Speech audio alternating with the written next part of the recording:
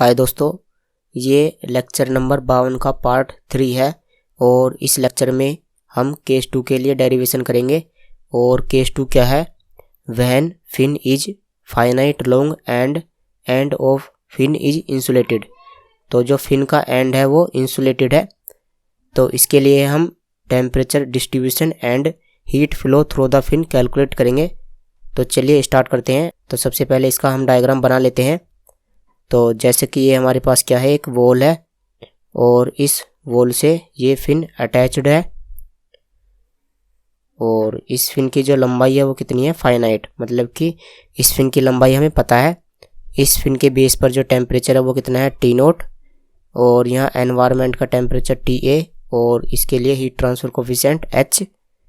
और हमें पता है कि यहाँ पर एक्स की वैल्यू कितनी है, 0, और यहाँ पर x की वैल्यू कितनी है, L। तो x इक्वल टू 0 के लिए जो टेम्परेचर है वो कितना है, टी नोट, और x इक्वल टू L पर जैसा कि हमें पता है कि end of the fin is insulated. तो ये क्या है, इंसुलेटेड। तो इसका मतलब क्या है कि यहाँ पर हीट फ्लो नहीं होगा, यानी Q की वैल्यू यहाँ पर क्या रहेगी, 0 रहेगी। Q equal to 0।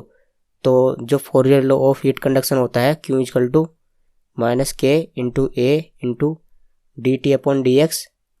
तो अगर हम यहाँ से Q इक्वल टू 0 पुट करें इसमें, तो माइनस के into a into d T upon D x. तो यहाँ से d T upon D x की वैल्यू कितनी आ जाएगी, 0। तो इस तरह से हम कह सकते हैं कि फिन के एंड पर जो D T upon D X है वो क्या है, 0। तो चलिए बाउंड्री कंडीशन यहाँ पर लिख लेते हैं। यही क्या है, बाउंड्री कंडीशन है। तो यहाँ पर लिखते हैं बाउंड्री कंडीशंस आर। तो फर्स्ट वाली बाउंड्री कंडीशन क्या है, ये है।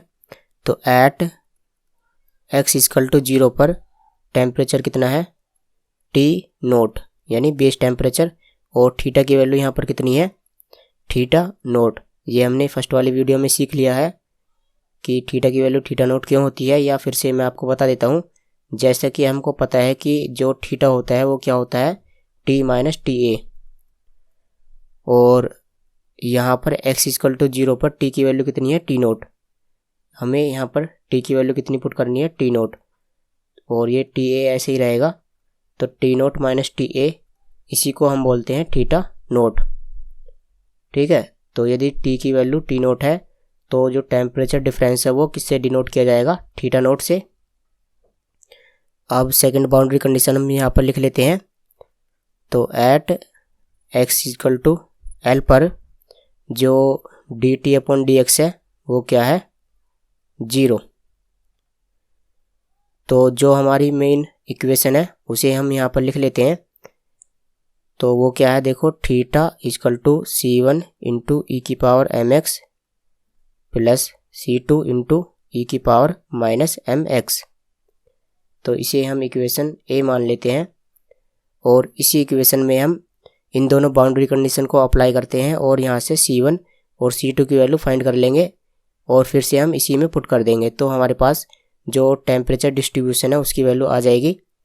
तो सबसे पहले हम फर्स्ट वाली बाउंड्री कंडीशन अप्लाई कर लेते हैं। तो अप्लाइंग फर्स्ट बाउंड्री कंडीशन। तो देखिए, थीटा की जगह पर हम क्या रखेंगे, थीटा नोट, और C1 इंटू यहाँ पर x की जगह पर कितना रखेंगे, 0। तो e की पावर 0 का मतलब 1, तो इसे ऐसे ही छोड़ देंगे। और सेम यहाँ पर भी e की पावर 0, तो वो 1 हो जाएगा, और यहाँ पर क्या मिलेगा, C2। तो इस तरह से हमारे पास थीटा नोट की वैल्यू क्या आ गई, C1 प्लस C2। यहाँ से हम C2 की वैल्यू फाइंड कर लेंगे, तो कितनी आ जाएगी, थीटा नोट माइनस C1। इसे हम इक्वेशन फर्स्ट मान लेते हैं। और चलिए अब हम इसमें सेकंड बाउंड्री कंडीशन अप्लाई कर देते हैं। तो दोस्तों, सेकंड बाउंड्री कंडीशन अप्लाई करने के लिए हमें क्या करना पड़ेगा, इसका डिफरेंशिएशन करना पड़ेगा टेम्परेचर का। तो ये जो है थीटा की वैल्यू हमें पता है क्या होती है, टी माइनस टी ए। तो इसे हम इस तरह से लिख लेते हैं, t minus T a equal to C1 into ई की power m x plus C2 into ई की पावर माइनस एम एक्स। तो हम टेम्परेचर का डिफरेंशिएशन करते हैं, तो D T upon D x, और इसका डिफरेंशिएशन 0 रहेगा।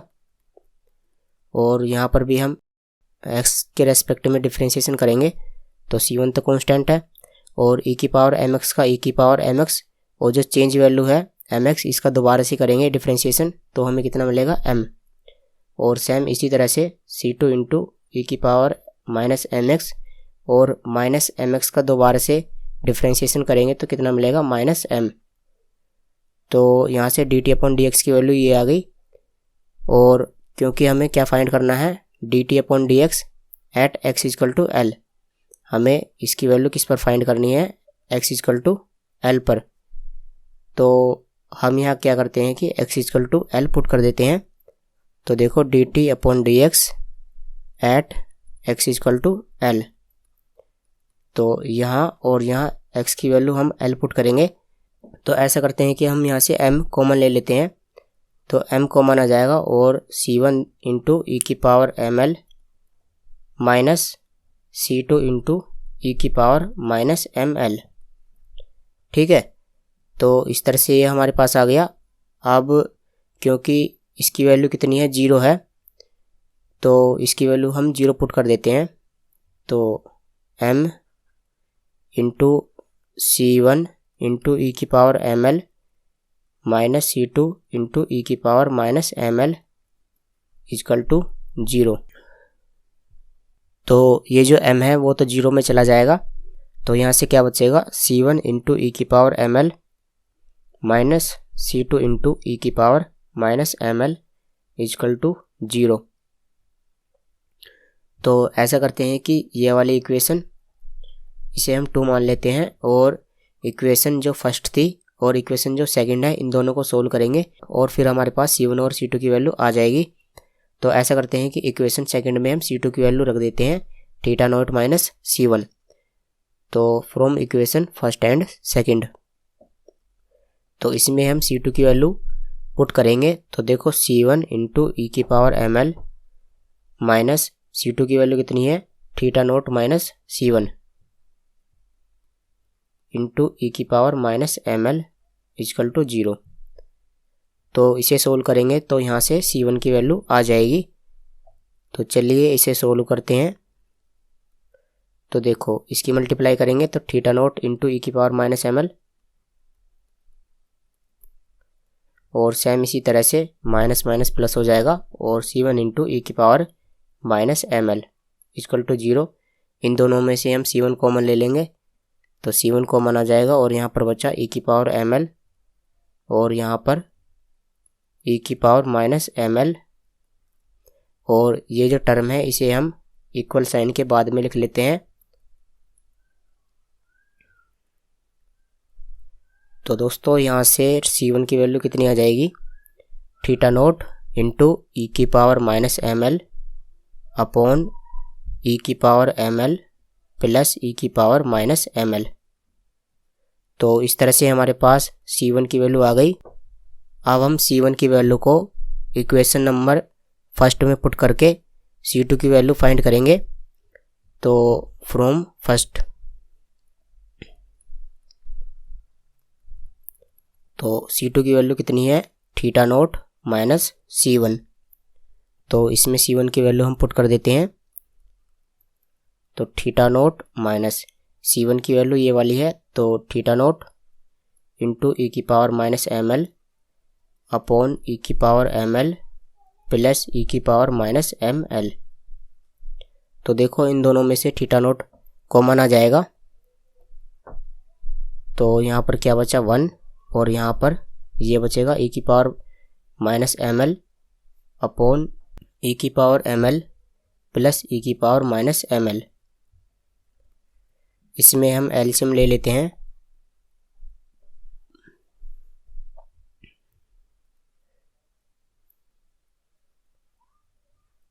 इसकी मल्टीप्लाई हम यहाँ पर करेंगे, तो ई की पावर ml प्लस ई की पावर माइनस ml, और ये वाला माइनस ई की पावर माइनस ml। तो देखो इसे सोल्व करेंगे तो ये दोनों कैंसिल हो जाएंगे, और यहाँ से क्या बचेगा ई की पावर ml। तो इसे आगे लिख लेते हैं C2 equal to theta naught into ई की पावर ml अपॉन ई की पावर ml प्लस ई की पावर माइनस ml। तो इस तरह से हमारे पास C2 की वैल्यू आ गई। तो अब हम C1 और C2 की वैल्यू को जो हमारी बेसिक इक्वेशन है उसमें पुट कर देते हैं, जो हमने इक्वेशन A मानी थी ये वाली। तो putting the value of C1 and C2 in equation A, तो उसे दोबारा से लिख लेते हैं। देखो क्या है वो, theta equal to C1 into ई की power mx plus C2 into ई की पावर माइनस mx। तो यहाँ पर हम C1 और C2 की वैल्यू पुट करते हैं। तो देखो C1 की वैल्यू क्या है, यहाँ पर आप देख सकते हो ये C1 की वैल्यू है। तो इसे हम पुट करते हैं थीटा नोट इंटू ई की पावर माइनस ml अपॉन ई की पावर ml प्लस ई की पावर माइनस ml, और ये वाला टर्म लिखेंगे ई की पावर mx इंटू ई की पावर mx प्लस यहाँ C2 की वैल्यू पुट करेंगे। तो देखो थीटा नोट इंटू ई की पावर ml अपॉन ई की पावर ml प्लस ई की पावर माइनस ml, और ये वाला टर्म लिखेंगे ई की पावर माइनस mx। तो ऐसा करते हैं कि इसे सोल्व करते हैं। देखो यहाँ से थीटा नोट कॉमन आ जाएगा इन दोनों में से, तो थीटा नोट को कॉमन लेकर के हम इक्वल साइन से पहले लिख लेते हैं।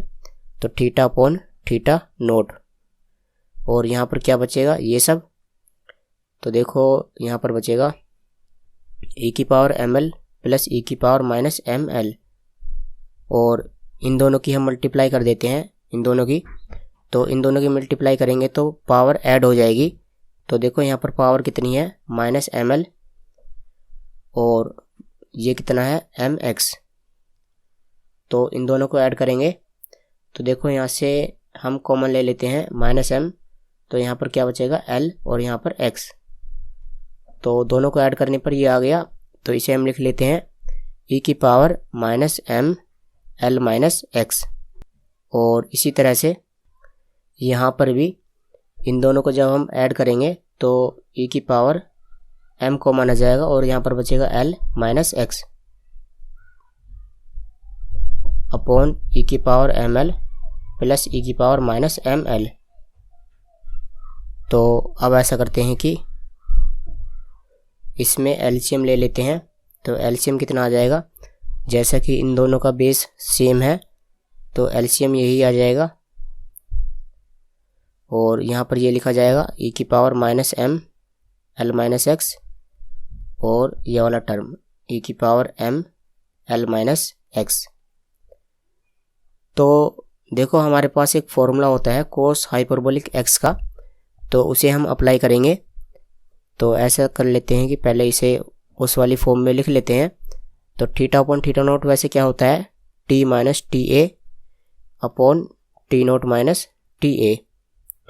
थीटा की value t minus T a और थीटा नोट की value t naught minus T a. इसमें हम क्या करते हैं कि यहाँ पर न्यूमरेटर और डिनोमिनेटर में दोनों में 2 से डिवाइड कर देंगे। तो e की power minus m l minus x plus ई की power m l minus x upon 2 upon इसमें भी हम 2 से डिवाइड कर देंगे। तो ई की पावर ml प्लस ई की पावर माइनस ml अपॉन 2। तो अब हम यहाँ पर कोस हाइपरबोलिक x का फॉर्मूला अप्लाई करेंगे।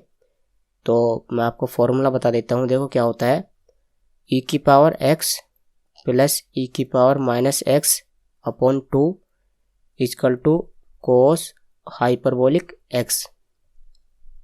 इसका मतलब ये है कि जितनी भी ई की पावर होगी वो सब हाइपरबोलिक के बाद में लिखी जाएगी। तो इसे दोबारा से लिख लेते हैं देखो, और इसकी जगह पर हम क्या लिखेंगे कोस हाइपरबोलिक, और देखो x की जगह पर यहाँ पर क्या है ये सब है, ठीक है ये।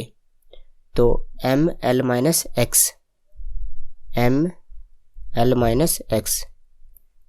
सेम इसी तरह से नीचे भी कोस हाइपरबोलिक m, और पावर बस यहाँ पर कितना है l, ml यहाँ पर पावर है केवल, तो इस तरह से ये हमारे पास क्या आ गया, टेम्परेचर डिस्ट्रीब्यूशन। ठीक है, इसी को ही हम बोलते हैं टेम्परेचर डिस्ट्रीब्यूशन। तो अब हम क्या कर लेते हैं कि heat flow through the fin find कर लेते हैं। तो यहाँ पर लिख लेते हैं heat flow across the base of the fin, यानी फिन के बेस पर कितना हीट फ्लो होता है।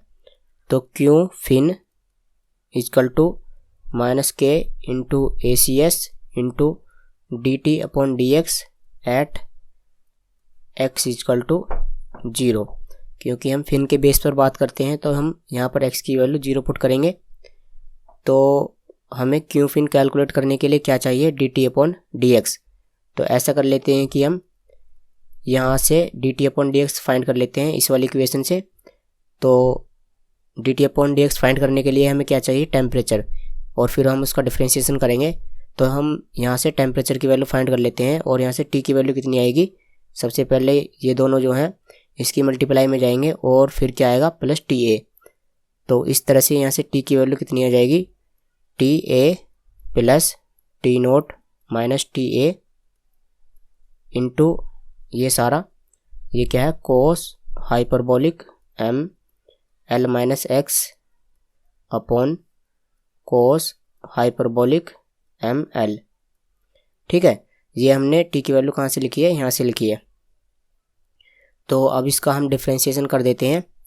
तो D T upon D x, इसका तो 0 रहेगा, और देखो हम x के रेस्पेक्ट में डिफ्रेंशिएशन कर रहे हैं तो x तो बस केवल इसी में है। तो ये वाला टर्म और ये वाला टर्म, ये दोनों क्या है, कांस्टेंट है। तो इन दोनों को हम साथ में लिख लेते हैं, T naught minus T A upon cos hyperbolic M L, और हम इसका डिफ्रेंशिएशन करेंगे। तो कोस हाइपरबोलिक का क्या रहेगा, साइन हाइपरबोलिक। तो साइन हाइपरबोलिक, और ये सभी value M L minus X, और चेंज वैल्यू को हम दोबारा से करेंगे। तो देखो चेंज वैल्यू यहाँ पर क्या है, M L minus X, M L minus X. तो इसकी मल्टीप्लाई कर लेते हैं, M L minus M X. तो इसका तो 0 रहेगा और इसका करेंगे तो माइनस एम। तो इस तरह से हमारे पास इसका डिफ्रेंशिएशन मिला। और आप ये नहीं सोचोगे कि कोस हाइपरबोलिक का क्या रहेगा, माइनस साइन, क्योंकि जो कोस का कितना होता है, कोस एक्स का डिफ्रेंशिएशन माइनस के साइन एक्स। लेकिन यदि यहाँ पर यदि कोस हाइपरबोलिक एक्स होता है तो उसका डिफ्रेंशिएशन साइन हाइपरबोलिक एक्स। यहाँ पर प्लस या माइनस का कोई भी चक्कर नहीं होता जब यहाँ पर हाइपरबोलिक होता है। तो अब हम इसमें क्या करते हैं कि x की वैल्यू 0 पुट कर देते हैं। तो देखो D T upon D x at x is equal to 0। तो हम इसमें x की वैल्यू 0 पुट करेंगे यहाँ पर। तो ये कितना मिलेगा, एम एल, ये तो 0 हो जाएगा। तो देखो ये वाला माइनस एम और T naught minus T A into sine hyperbolic M L, और नीचे यहाँ पर क्या है, कोस हाइपरबोलिक एम एल।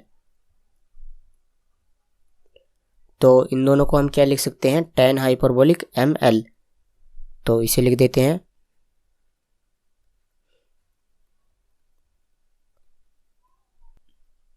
अब इसकी वैल्यू को हम इक्वेशन नंबर 3 में पुट कर देते हैं।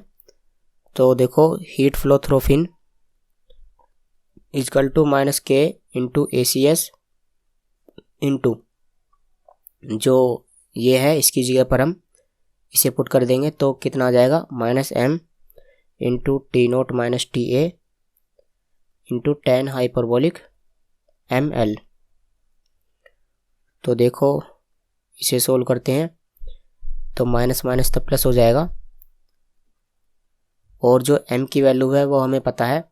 हमने जो फर्स्ट वाला पार्ट किया था उसमें हमें पता थी कि उसमें हमने अज्यूम किया था कि m की वैल्यू क्या थी, m बराबर होता है under root of H P upon K A C S. तो इस वैल्यू को हम यहाँ पर पुट कर देते हैं, एच पी अपॉन के ए सी एस, और ये सब सेम रहने देते हैं। और ये क्या है, टेन हाइपरबोलिक एम एल। तो इन दोनों को हम कंबाइन करेंगे तो ये आ जाएगा under root of H p k A C S into T naught minus T A into tan hyperbolic M L. तो ये क्या है, फिन के लिए हीट फ्लो रेट है जब फिन का जो एंड है वो इंसुलेटेड है, और हमें पता है कि यहाँ पर पी क्या है, पेरीमीटर ऑफ द फिन, और ए क्या है, cross sectional area of the fin. तो चलिए दोस्तों, आज की वीडियो में इतना ही। इससे आगे का जो केस है, केस थर्ड, उसे हम अगली वीडियो में करेंगे। तो उसका लिंक भी आपको इसी वीडियो की डिस्प्ले पर मिल जाएगा। यदि आपको कोई डाउट है तो आप कमेंट में पूछ सकते हैं।